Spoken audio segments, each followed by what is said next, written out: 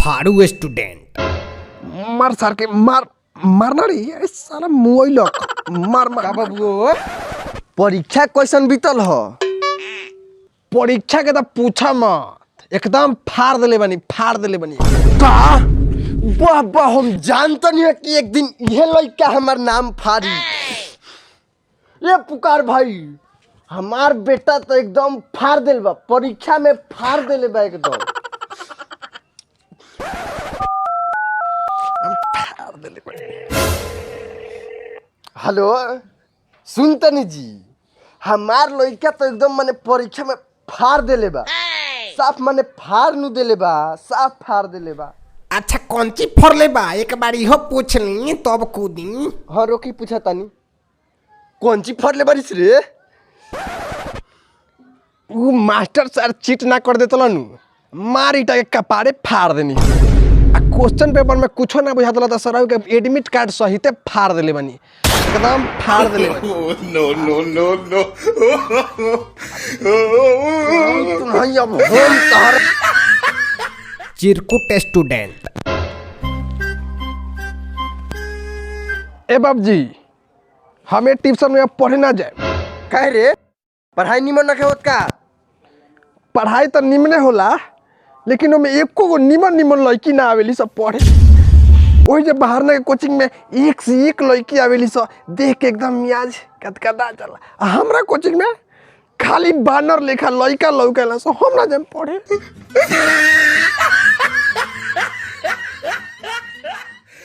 Failure student.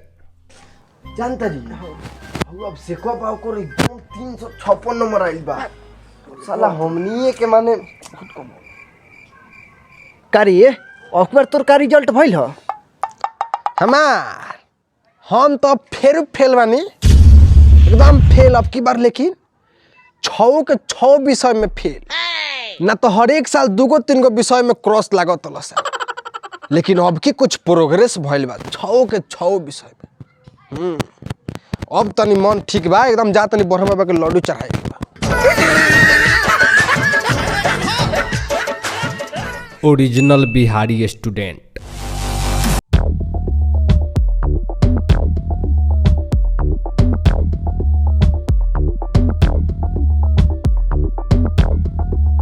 भैया परीक्षा नियर आ गइल बा, हमनी के फ्री फायर पबजी खेलला से कहियो टाइम ना मिलल कि पढ़ी सब, तो बिना पढ़ले कोनो परीक्षा पास करे के जुगाड़ उगाड़ होखे त तनी बताई। देखा जा बाबू, बिना पढ़ले परीक्षा पास करे के एके गो फार्मूला बा, साइन थीटा कॉस थीटा कॉट थीटा। इ त फेर पढ़ाई लिखाई वाला बात हो गइल। अरे पहले पूरा तो सुन ले, ये हमार फार्मूला है, पढ़ाई लिखाई से एकर कोनो भेंट मुलाकात नहीं है। हाँ क्या सुन, साइन थीटा कॉस थीटा कॉट थीटा, आ मास्टर चीट ना करे देवे तो दे ओकरा के 2-4 ईटा। वाह वाह जेपी भैया की जय हो।